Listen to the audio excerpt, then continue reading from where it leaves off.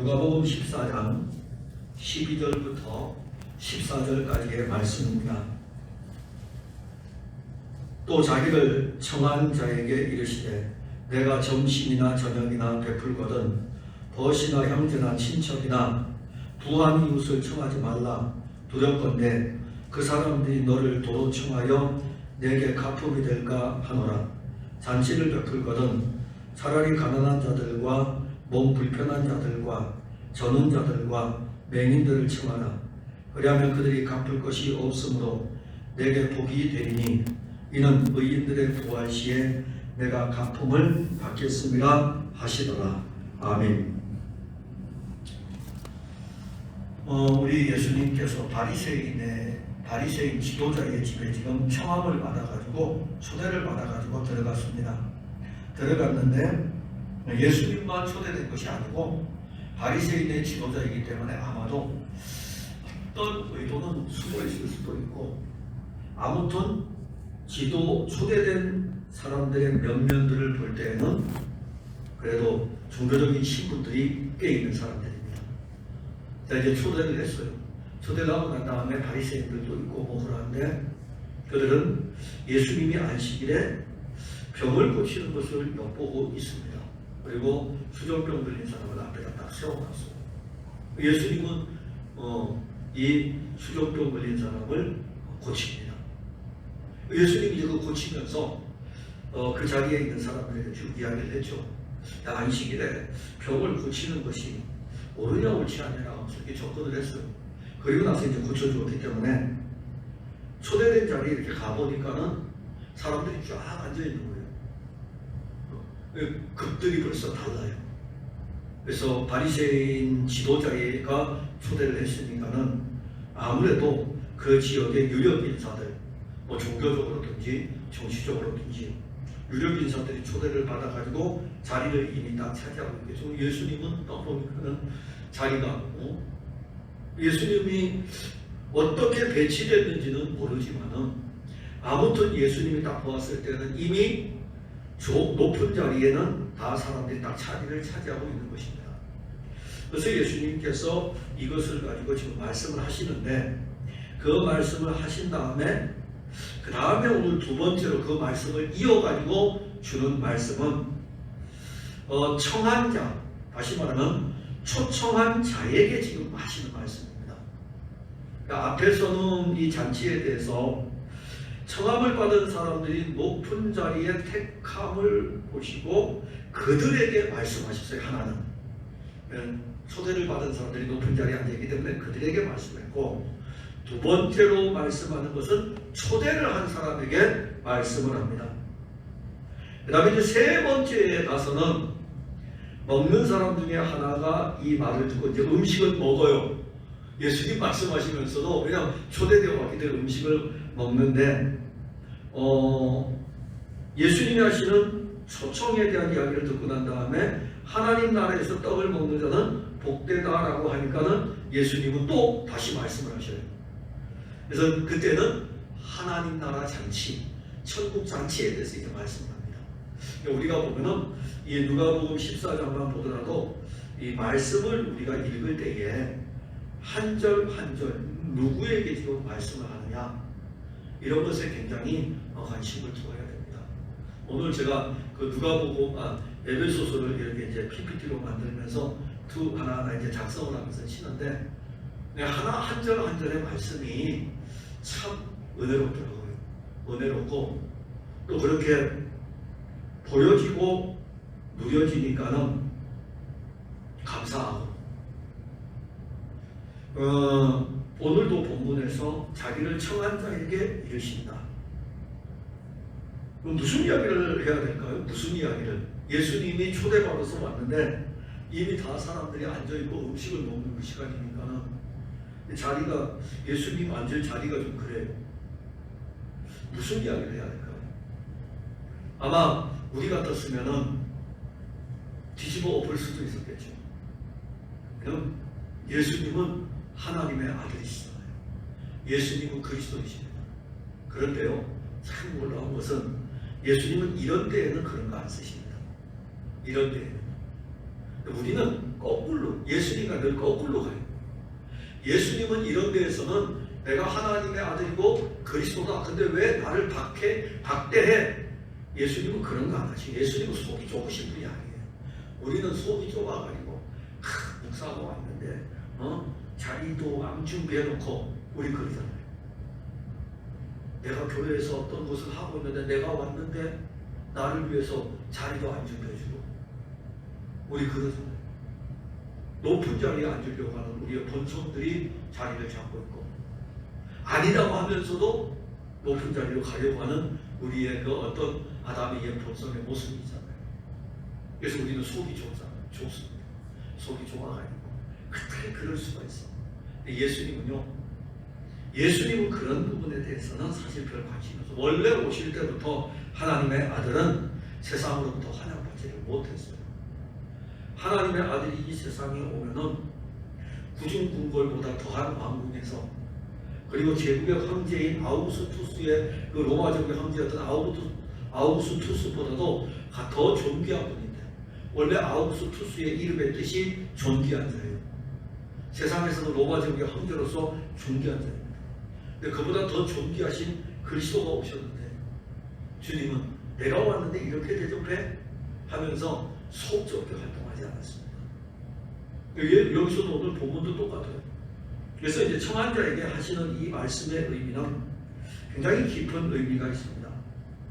자, 예수님을 청한 사람은 오늘 우리가 본문의 내용을 일상적으로 쭉 보게 되면 그 시대에 일어나고 있는 일상의 모습이에요. 그러니까 당시의 사람들을 초대해가지고 자기 집에서 음식을 준비해가지고 먹고 마시면서 교제를 하는 것이 사실 일상입니다. 12절에 보면 또 자기를 청한 자에게 이르시되 내가 점심이나 저녁이나 베풀거든 벗이나 형제나 친척이나 두한 이웃을 청하지 말라. 두렵건대 그 사람들이 너를 도로 청하여 내게 가품이 될까 하노라. 자, 그럼 누가 지금 초대를 받았다는 겁니까? 친구들이 초대받았고 형제들이 초대받았고 친척들이 초대받았고 부한 이웃이 초대를 받은 거죠. 지금 그 자리에 있는 사람들은 친구요, 형제요, 친척요, 그리고 부자들, 그들이 지금 이 잔치에 초대를 받은 것입니다.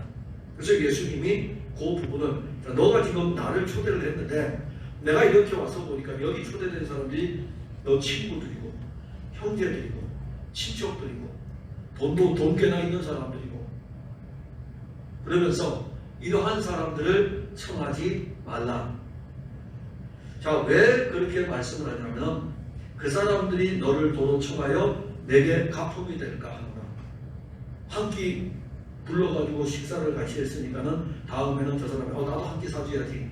그래서 서로 누구끼리 서로 자기들 아는 사람들끼리 종교적으로 레벨이 같은 사람들끼리 그래서 뒤에 부분에 보게 되면은 가난한 사람들, 몸 불편한 사람들, 저는 사람들, 맹인인 사람들은 그 자리에 초대를 받을 수가 없어요. 왜냐하면 바리새인의 지도자이기 때문에. 지도자급인데요. 지도자급이 가난한 사람하고 놀아서 되겠습니까? 종교적으로 열심을 내고 또 하나는 바리새인들을 가르치는 사람이고 바리새인들 중에서도 지도자에 있는 그 위치에 있는 사람이 맹인들이나 다리 저는 사람들하고 같이 활동할 수 있겠습니까? 레벨이 다른데요. 그런데 예수님은 오히려 그러한 사람들을 초청할 것에 대해서 말씀합니다. 그래서 이 말씀을 우리가 보면 그때 당시의 시대적인 상황을 아는 거예요. 이웃과 친척 간에 서로 초대하여 가지고 음식을 나누고 교제하는 거예요. 예수님이 이거 그만하는 것이 아닙니다. 사람들 초대해 가지고 음식을 나누고 이러는 것을 금지하는 것이 아닙니다. 중요한 것은 거기에 초대되어져 있는 사람들의 위상들이에요. 바리새인의 지도자의 종교적 위상에 걸맞는 사람들이 초대되었고 그 자리에 있는 사람들의 명명은 대단한 사람들이죠. 자, 그럼 그들을 위한 잔치는 얼마나 풍성할까요? 지도자급인데요. 지도자급이니까는 잔치의 풍성함은 이루 말할 수 없을 것입니다. 그런데 그때 당시에 1세기 때에 예수님 당시에 사람들의 그 삶의 모습을 보면은 대부분들이 다 힘들었어요. 빈궁한 삶을 살았고 가난한 삶을 살았고 먹을 것도 참 사실 없을 정도로 힘들었습니다. 상대적 빈곤이 아니에요. 우리는 지금 이렇게 보면은 우리나라는 가난한 사람들은 상대적 빈곤이에요. 절대적 빈곤이 아니에요. 절대적 빈곤은 다수가 빈곤이고 상대적 빈곤은 빈부의 격차는 있을 수 있어도 부자도 있고 가난한 자도 있고 그래요. 그런데 그때 당시에는 상대적 빈곤이 아닙니다. 그야말로 대다수의 많은 사람들이 가난한 삶을 살았습니다. 그게 1세기 유대 사회의 사회적인 현상이에요. 그럴 수밖에 없는 게 유대인들은 일을 하게 되면 성전세를 내야 되고 로마의 제국에 바치는 세금을 내야 되고 그 세금을 거두는 사람들이 중간에서 착복하기도 하고 그야말로 세금으로 빼앗기는 것이 상당합니다. 우리가 상상할 수 없을 정도예요. 우리가 살아가는데 그때 당시에 살아가는 사람들 중에 경제적으로 괜찮은 사람이라면 뭐 세금을 가져가든지 간에 그래도 가진 것이 있으니까. 그러나 없는 사람에게는 과부의 두레돈처럼 하나님께도 드릴 돈이 없을 정도로 가난했습니다. 그럼에도 불구하고 오늘 본문에서는요, 이 바리새인의 지도자가 풍성한 잔치를 지금 열고 있다는 것입니다. 이거 대조를 해보세요. 그때의 상황하고 1세기의 그때의 상황에 많은 사람들은 지금 가난해가지고 먹을 것이 없는데 종교의 지도자의 입장에서 자기 레벨과 같은 사람들, 친척들, 형제들을 다 불러가지고 같이 식사를 하는 거예요. 그냥 단순한 잔치가 아닙니다. 풍성한 잔치를 하는 거죠. 그것도 오늘 예수님 딱 짚었어요. 점심이나 저녁에. 점심이나 저녁에. 아침은 집에서 다 먹고 점심에 초대되어 오고 점심에도 잔치에 참여하고 저녁에도 잔치에 참여할 수 있고 두 끼만 잔치에 참여할 수도 있고 뭐 결혼식을 하면 뭐 일주일씩 하면 되고. 자, 그렇다면 이 점심과 저녁에 잔치를 열 정도로 초대된 사람들이 풍성하게 먹죠. 배부르게 먹을 수가 있습니다. 그러나 그 잔치가 벌어지는 동안에 그 잔치에서 허비되는 것들은 또 굉장히 많습니다. 바리새인의 지도자는 율법을 가르치는 사람입니다. 율법을 가르치는 교사라면 그는 하나님에 대한 사랑을 알고 있을 것이고 이웃에 대한 사랑을 알고 있을 것입니다. 그러면 우리가 오늘 본문에서 지도자들에게서 점심과 저녁에 자기들과 레벨이 맞는 사람들, 부자들 불러가지고 잔치를 하고 가난한 사람들은 지금 이 잔치집 밖에서 외면을 당하고 있을 때에 이 바리새인들뿐만이 아니라 바리새인을 가르치는 율법 교사들이 자기들이 아무리 종교적 열심을 낸다 할지라도 뭐에 관심이 없는 거죠? 이웃사랑에 대해서는 관심이 없는 것입니다. 그들의 이웃사랑은 어디일까요? 그들의 이웃사랑은 자기하고 레벨이 맞는 사람에게 하는 것이 이웃사랑이에요. 자기에게 있어서 정말로 물질을 흘러보내야 될 그 사람들은 자기의 이웃이 아닌 것입니다. 그래서 이 율법의 교사들은 자기들이 생각하는 바리새인들과 또 율법의 교사들은 자기들이 생각하기를 그래요. 우리는 이웃사랑을 하고 있다고 생각을 하는 거예요. 레벨이 자기하고 같은 사람들하고 식사를 하니까 우리 이웃사랑을 실천하고 있고 교제를 나누고 있다고. 이러한 그들의 일상으로 인해 가지고 외면받는 사람들이 있는데 13절에 언급하기를 잔치를 베풀거든 차라리 가난한 자들과 몸 불편한 자들과 저는 자들과 맹인들을 청하라. 이 사람들은 그 시대에 어느 누구로부터도 초대를 받지를 못한 사람입니다. 아니 누구도 초대를 안 하죠. 일단은 가난하니까. 이 사람들을 초대하려면 이 사람과 레벨이 같아야 돼요. 레벨이 같으면은 또 먹을 게 없는데 무슨 잔치를 열어요. 그래서 이 사람들은 사는 동안에 초대를 받지를 못합니다. 사회적으로 소외된 사람들입니다. 예수님이 왜 이 말씀을 하실까요? 사실 예수님은 이 사람들을 초대하셔요. 이 사람들. 그 뒤에 이제 나와요. 그 뒤에 가게 되면 21절에 가게 되면 다음 못 갔는데 21절에 가면 종이 돌아와 주인에게 그대로 고하니 이에 집주인이 노하여 그 종에게 이르되 빨리 시내 거리와 골목으로 나가서 가난한 자들과 몸 불편한 자들과 맹인들과 저는 자들을 데려오라. 이게 우리 주님이시죠. 하나님의 아들이 육신을 입고 이 땅에 오신 것은 이렇게 그 시대의 사람들로부터 초대받지 못하는 사람들, 그 사람들을 초대를 하십니다. 사실 이게 대단한 초대고 놀라운 초대입니다. 우리는 바리새인의 지도자의 초대를 받아서 거기에서 교제를 하느냐, 아니면은 하나님의 아들이 초대를 한 그 자리에서 교제를 하느냐, 차이는 엄청납니다. 예수님은 소외된 이웃들을 초대하여 교제를 나누는 일에 대해서 말씀하시면서 미래적 상에 대해서 지금 유대인들이 알아듣기 쉽게, 율법교사들이 알아듣기 쉽게 어떤 말씀하죠? 야, 너희들이 가난한 자들, 불편한 자들, 저는 자들을 초대하면 그들은 갚을 것이 없으니까는 마지막 때가 되면 부활시니까는 마지막 때는 내가 갚음을 받겠다. 즉 너가 그 사람들을 초대해가지고 같이 잔치를 벌이면 이 사람들은 가진 것이 없기 때문에 너를 초대하지 못할 것이고, 너는 그들에게 사랑을 베풀었으니까는 마지막 부활 때에는 너는 도로 누구로부터? 하나님으로부터 갚음을 받을 것이다. 이렇게 말씀을 하셔요. 이게 유대인적 사고에 주는 말씀이에요. 그 말씀을 보려면 요한복음 11장에 가면 마르다가 그럽니다. 나사로가 죽었을 때에 예수님이 나사로에게 오게 되죠. 왔을 때에 예수님과 나사로가 막 대화를 합니다. 그때 마르다가 하는 이야기가 있어요.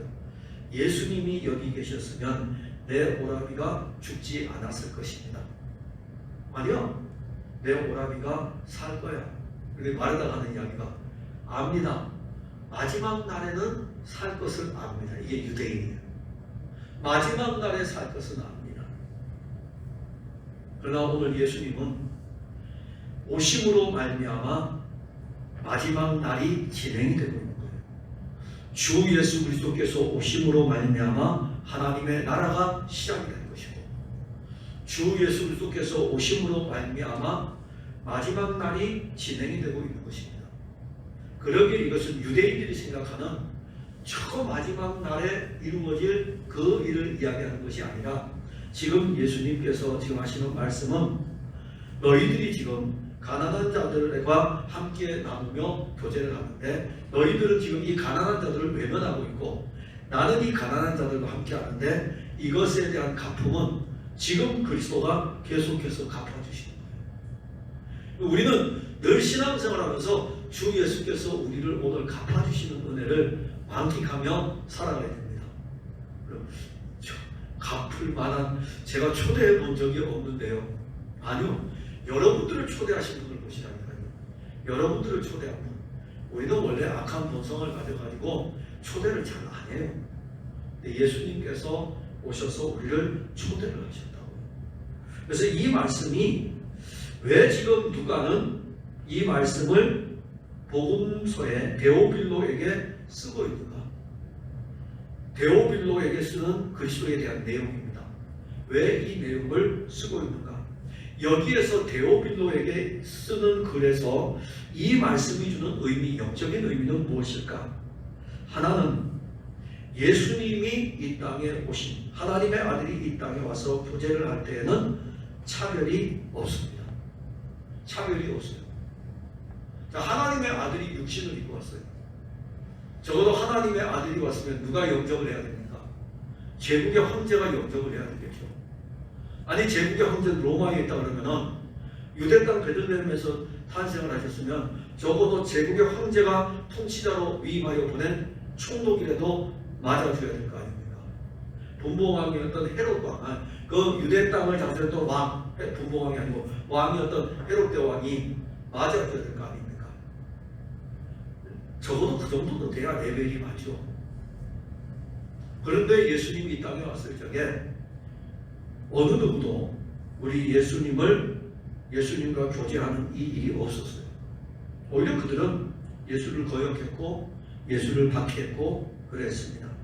그런데 예수님은 오셔가지고 사람들을 만납니다. 교제하는 거죠. 예수님이 만나는 그것이 바로 예수님이 이렇게 말씀했어요. 하나님의 나라가 너희에게 가까웠느니라. 천국 잔치가 시작이 되는 거예요. 주 예수께서 오셔가지고 예수님이 다니면서 사람을 만나는 것은 그 사람에게는 천국 잔치가 시작되는 교제가 되는 것입니다. 그래서 예수님께서 중풍병자를 만날 때에는 그 중풍병자에게는 천국 잔치가 이제 시작이 되는 거예요. 눈먼 맹인을 만날 때는 그 눈먼 맹인에게는 천국 잔치가 시작이 됩니다. 근데 예수님 그런 사람만 만난 것이 아니에요. 때로는 니고데모를 만나기도 하고 또 때로는 바울도 만나기도 하고 예수님이 교제하는 데에는 차별이 없습니다. 우리는 율법을 가장 잘 지키는 그룹들이 자기중심적으로 교제를 하면서 종교를 가지고 차별을 하는 것을 우리는 볼 수가 있을 것입니다. 그것은 그리스도가 우리를 차별하지 않고 차별하지 않고 우리와 교제를 하셨다는 것을 안다면 결코 우리 그리스도인들은 사람을 대할 때에 차별하지 않을 것입니다. 그러나 인간의 타락한 본성은요, 자기가 가진 종교를 가지고 그 종교를 지킨다는 미명 아래 서슴없이 차별을 합니다. 그리고 또 하나 더 나가서 그 차별을 함에도 불구하고 자기는 옳은 거예요. 근데 더 무서워요. 차별을 하면서도 자기가 더 옳은 거예요. 오늘 우리 기독교 예수를 믿는 사람들, 사실 코로나로 인해서 1년이 지나면서 우리 예수 믿는 사람들의 그 모습이 그대로 노출이 됐습니다. 노출이 됐어요. 우리는 대단하다고 생각했죠. 무엇이 대단했습니까? 여러분들 종교 생활이요. 여러분들이 교회를 다니는 게 참 대단했다고 생각했겠죠. 여러분들이 교회에서 직분을 받은 게 대단했다고 생각했겠죠. 왜냐하면 그에 걸맞는 10년, 20년 동안 교회를 위해서 봉사한 것에 대한 어떤 직분이기 때문에 대단한 것이라고 생각했겠죠. 그리고 그것을 가지고 우리가 사람들을 만날 때 권사님 하면서 권사님들끼리 만나고 장로님 하면 장로님들끼리 만나고 이런 교제가 늘 옳다고 생각을 했겠죠. 근데 지금은 우리도 예외 아닌 목회자들도 목사님 하면서 만나는 우리들의 이 모습, 그리고 우리의 이 교제가 이렇게 생각했겠죠. 우리는 세상 사람과의 교제와 달라 이렇게 생각했겠죠. 그런데 코로나 1년을 통해 가지고 우리는 이것이 지금 엎어지고 있는 것을 보게 됩니다. 근데 딱 변하지 않는 것이 하나 있어요. 예수님의 교제입니다. 예수님의 교제. 그게 본질이에요. 그러니까 차별의 본질은 그리스도 예수는 우리를 차별하지 않으시고 우리와 만나 주셨고 우리를 초대해 주십니다. 이것을 회복해야 됩니다. 주 예수께서 우리를 만나 주신 것. 직책도 다 필요 없어요. 종교적인 연수도 다 필요 없어요. 그냥 예수님 오셔가지고 오늘 나를 만나 주신 것. 예전에 만난 거 아니에요. 예전에도 만나고 점심 때도 만나고 저녁 때도 만나고 매일매일마다 나를 초대해 주시는 그것을 회복을 해야 됩니다. 우리는 과거에 한번 만난 걸 가지고 20년, 30년씩 써먹어요. 매일매일마다 주님은 우리를 초대하고 우리와 같이 먹고 마시기를 원하십니다. 이게 옳은 교제입니다. 예수님은 하나님의 아들이죠. 하나님의 아들의 교제는 사실 하나님 아버지와의 교제이기도 하고 그의 영야 안에서 이루어지는 교제이죠. 이 교제가 원래 있어요. 예수님과 하나님의 아들과 하나님 아버지와 그리고 하나님의 영, 거룩한 영이 서로가 창세전에 교제가 있어요. 이 교제가 우리의 구원을 위한 교제입니다. 근데 이 교제를 이야기할 적에 우리는 삼위일체, 하나의 하나님, 한 하나님이면서 세 위격을 가지고 있는 이분들이 서로 다르게 가는 것이 아니라 공통된 하나를 통해서 교제를 하셔요. 그래서 바울이 이걸 가장 잘 알아요. 바울이 이걸 잘 알아가지고 항상 바울의 서신에 보게 되면은 하나님 아버지와 우리 주 예수 그리스도 안에서 이렇게 늘 같이 교제의 표현을 사용합니다. 자, 그렇게 교제하고 있던 영원 세계에서 하나님의 아들이 왜 이 땅에 왔을까? 왜 육신을 입었을까? 왜 육신을 입었을까요? 육신을 입은 죄인들과 교제하기 위해서죠. 하나님 자신의 그 거룩과 그 영광으로는 죄인들과 교제를 할 수 없기 때문에 하나님의 아들이 육신을 입고 이 땅에 와서 죄인의 모습으로 사심으로 말미암아 그를 통해서 하나님은 하나님의 아들 그리스도 예수를 통해서 우리와 교제하기를 원하셔요. 그래서 하나님의 아들이 육신을 입고 이 땅에 와서 죄인을 만나는 것은 놀라운 교제입니다. 하나님의 아들이 육신을 입고 와서 33년을 사시면서 살았던 그 삶은 정말 놀라운 삶이에요. 그런데 그 삶은 육신을 입었을 때는 33년이었지만은 그의 성령이 우리에게 왔을 때는 지금도 그리스도는 우리와 만나면서 교제를 하십니다. 그의 영을 오늘도 우리에게 주고 그리고 풍성한 잔치를 개선하고 우리와 교제를 하기 위해서 우리를 초대하죠. 여러분 목이 마릅니까? 목이 마르면은 물을 마셔야 되겠죠. 배가 고픕니까? 그러면은 음식을 먹어야 되겠죠. 근데 아무도 여러분들 사실 안 불러줬어요. 종교로 목마름을 채울 수는 없습니다. 수가성 여인은 자기 종교 비록 수가성 사마리아로에 살았던 여인이지만은 야곱의 우물에 가서 물을 기르면서 우리 조상들은 이 우물에서 물을 길러 먹었습니다라고 할 정도로 그래도 성경에 대해서 해박한 지식을 갖고 있는 여인이에요. 성경에 대해서 해박한 지식을 갖고 있는 여인이지만은 그는 늘 목이 말랐습니다. 그게 우리예요. 우리가 교회를 다니면서 늘 목이 말라요. 우리 안에 있는 영은 늘 갈급합니다. 우리 안의 영은 늘 배가 고파요. 근데 어느 누구도 우리를 안 불러줘요. 우리의 종교로는 이걸 채울 수 없는데 어느 누구도 우리를 불러주지를 않습니다. 그런데 예수님이 그의 영 성령을 통해 가지고 계속해서 점심때도 부르셨고 저녁에도 부르고 계세요. 오늘 여기 예수님이 왜 점심이나 저녁이나 이렇게 말씀할까요? 내가 점심에도 부르고 내가 저녁에도 부르고 내가 끼니 때마다 너희들을 부르는데 왜 잔치니까 먹어야 되니까. 그래서 점심 때도 먹여줄 거고 저녁 때도 먹여줄 거고 계속 나는 너희들을 초대하고 있다는 것이죠. 그리고 요새 요한계시록에서는 우리의 문을 두드리고 계신다. 초대합니다.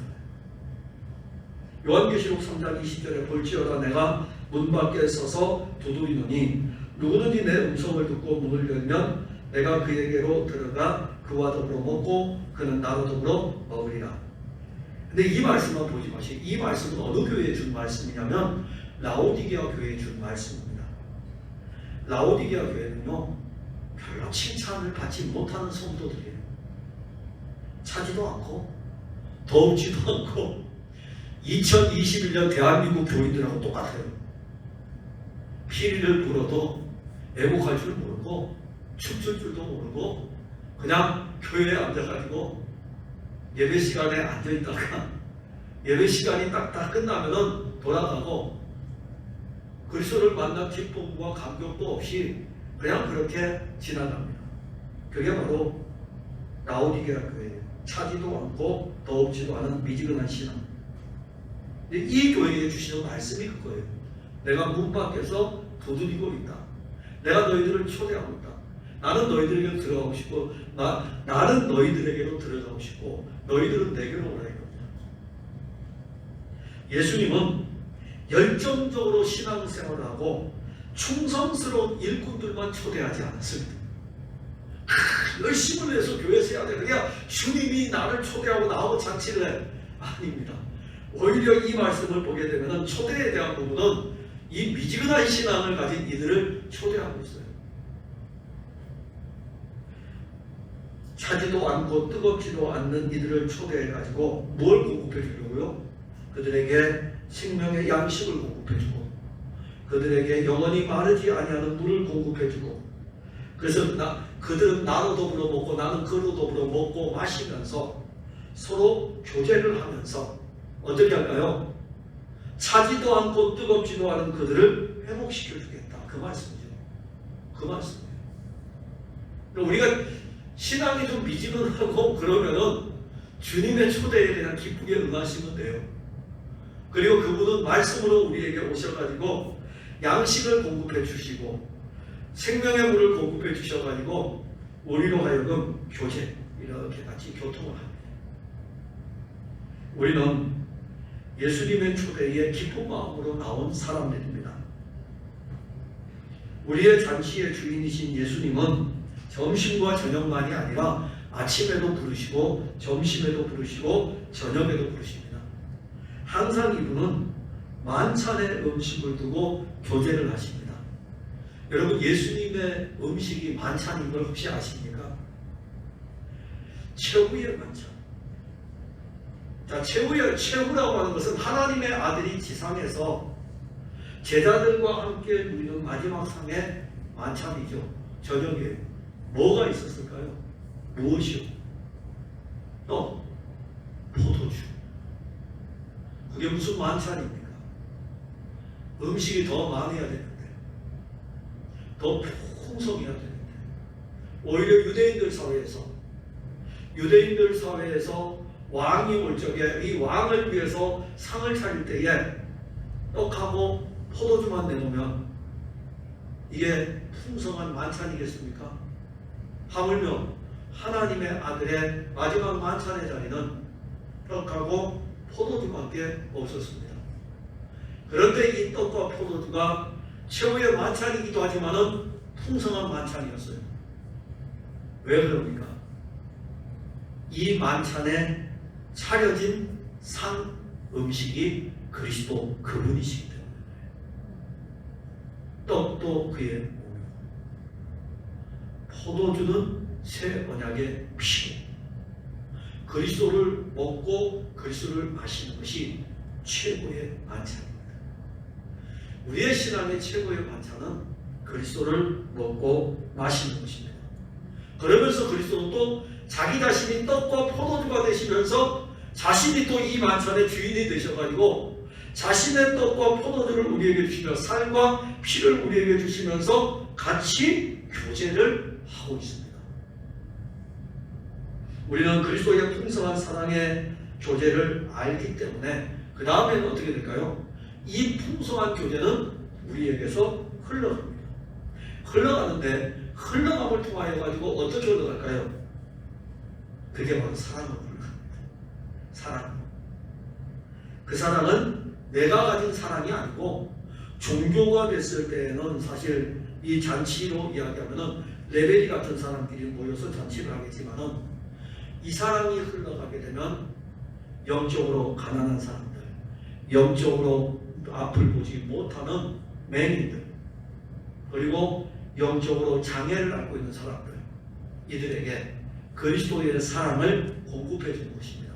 장애인 공통체라서 주는 게 아니고 이 땅에 있는 모든 사람들이 영적으로 그리스도를 알지 못하는 장애를 앓고 있기 때문에 그들에게 우리가 그리스도를 풍성하게 먹었으니까 우리를 통해서 흘러가는 것은 그리스도 그분의 생명일 것이고 그분의 사랑일 것이고 그리고 그 안에서의 교제일 것이고 그 사랑이 흘러가게 되면 그 사랑은 갚을 것 없는 사랑이 되게 됩니다.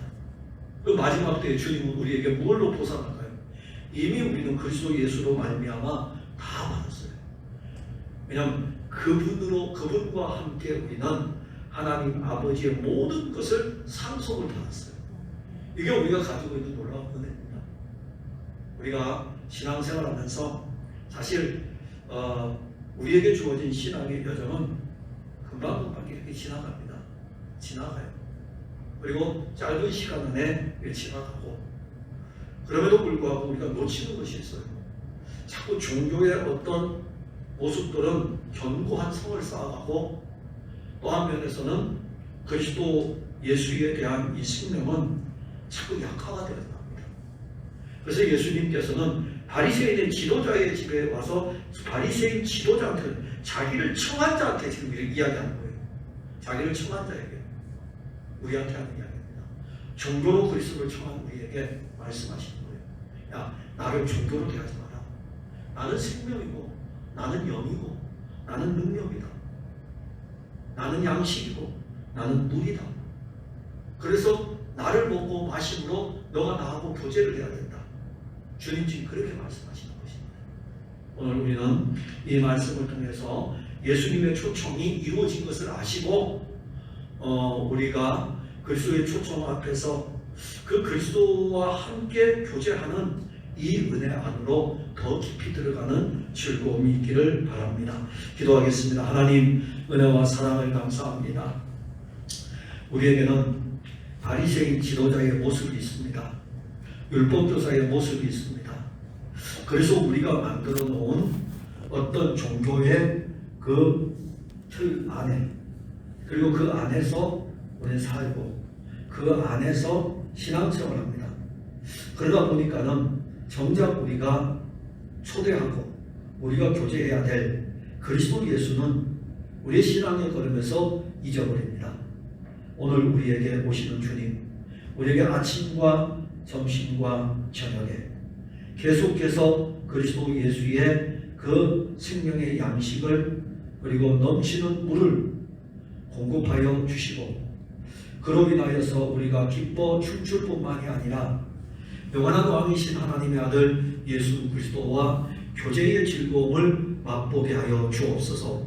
그리하여 우리를 통해서 이 생명의 물이 흘러 사랑으로 또 다른 사람들을 그리스도에게 초대하여 주 예수 안에서 함께 잔치를 누리는, 함께 잔치의 맛을 보는 우리의 삶이 되도록 도와주옵소서. 예수님 이름으로 기도하옵나이다. 아멘.